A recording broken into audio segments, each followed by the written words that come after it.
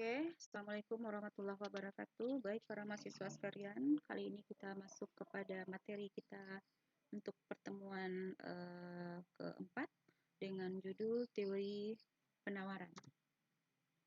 Secara umum, penawaran diartikan sebagai keinginan produsen menjual satu barang pada berbagai tingkat harganya, yang tentunya tersedia barang yang akan dijual. Beberapa istilah yang akan dibahas dalam teori penawaran selain pengertian dari penawaran adalah fungsi penawaran. Fungsi penawaran memperlihatkan hubungan antara harga suatu barang dengan jumlah yang ditawarkan oleh produsen. Hubungan ini dapat kita lihat pada tabel, dinamakan tabel penawaran. Juga bisa dilihat dengan kurva, dinamakan kurva penawaran. Dan juga bisa dilihat dari persamaan matematik, yaitu persamaan penawaran. Nah, ini adalah contoh dari tabel penawaran. Ya. Ketika harga suatu barang itu Rp2, maka produsen menawarkan barang sebanyak 4 unit. Ketika harganya naik menjadi Rp3, penawaran bertambah menjadi 8. Begitu seterusnya sampai harga Rp7, penawaran semakin naik menjadi 14. Ini dinamakan tabel penawaran. Tabel yang memperlihatkan hubungan antara harga dengan jumlah barang yang ditawarkan. Kemudian yang kedua, kita bisa lihat hubungan antara harga dengan jumlah barang yang ditawarkan melalui kurva. Kurvanya dinamakan kurva penawaran atau kurva supply. Pada kurva ini kita bisa lihat ketika harga itu sebesar P1, maka jumlah barang ditawarkan sebanyak Q1. Ketika harga naik menjadi P2, jumlah barang yang ditawarkan sebanyak Q2. Dan ketika harga turun dari P1 menjadi P3, jumlah barang yang ditawarkan bertambah turun menjadi Q3. Ya. Di sini terlihat bahwa terdapat hubungan antara harga dengan jumlah barang yang diminta. Nah, kemudian juga bisa kita lihat dari persamaan penawaran. Ini salah satu contoh persamaan penawaran, QS sama dengan 5P dikurang 20. Ketika harga barang itu 10, masukkan ke persamaan 5 kali 10 dikurang dengan 20, maka jumlah barang yang ditawarkan sebanyak 30 unit. Ketika harga naik menjadi 20, 5 kali 20 dikurang 20, maka jumlah barang ditawarkan sebanyak 80 unit. Jadi dari ketiga ini, baik dari tabel penawaran, kurva penawaran, maupun persamaan penawaran, kita bisa melihat hubungan antara harga dengan jumlah barang yang ditawarkan. Nah, hubungan antara harga dengan jumlah barang yang ditawarkan itu selalu tunduk pada hukum penawaran atau dinamakan juga the law of supply. Hukum penawaran mengatakan bahwa terdapat hubungan yang positif antara harga dengan jumlah barang yang ditawarkan. Artinya jika harga barang itu naik, maka penawarannya juga akan bertambah. Sebaliknya, jika harga barang tersebut turun, maka penawaran terhadap barang tersebut juga akan turun. Dengan asumsi faktor-faktor selain dari harga barang tadi dianggap tetap. Faktor apa saja? Nah, jadi faktor-faktor yang mempengaruhi penawaran adalah harga dari barang tersebut. Ya, penawaran terhadap daging dipengaruhi oleh harga dari daging.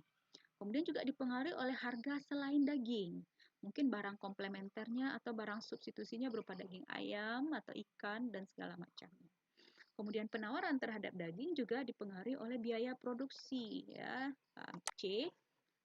Kemudian juga dipengaruhi oleh G, tujuan dari produsen, dan dipengaruhi oleh teknologi serta ekspektasi.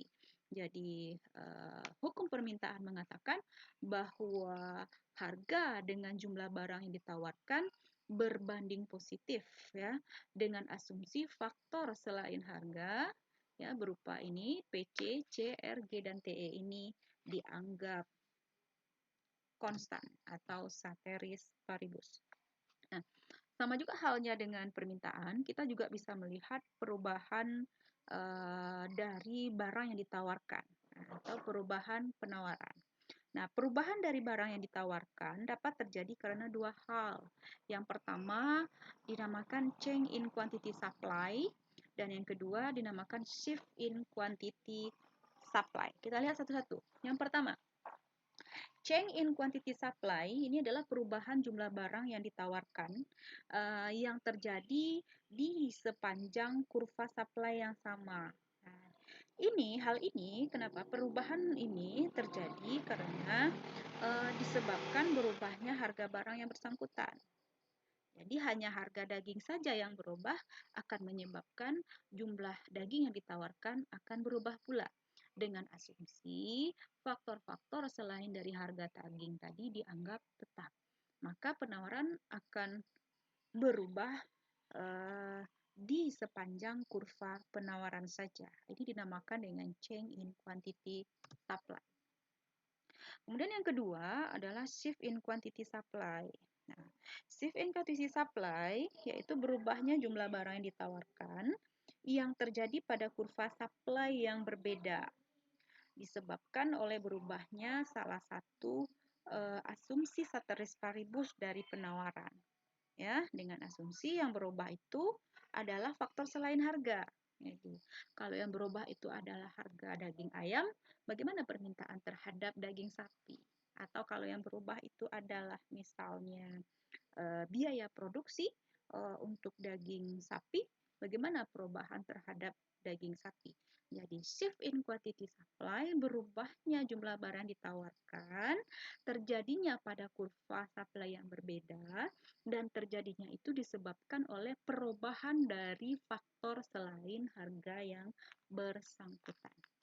Nah, supaya lebih paham, kita perhatikan pada kurva ini ya. Nah, kurva yang di sebelah kiri ini adalah kurva yang menunjukkan perubahan permintaan di sepanjang perubahan penawaran di sepanjang kurva penawaran. Ini adalah change in quantity supply ya. Change in quantity supply. Coba Anda perhatikan. Jika harga itu naik dari P1 ke P2 ya, maka penawaran akan naik dari titik ini dari Q1 ke Q2. Sebaliknya, kalau harga itu turun menjadi P3, maka penawaran akan turun pula dari Q1 ke Q3. Pergeseran di sepanjang kurva penawaran inilah yang dinamakan dengan change in quantity supply. Jadi perubahannya hanya disebabkan oleh harga barang yang bersangkutan.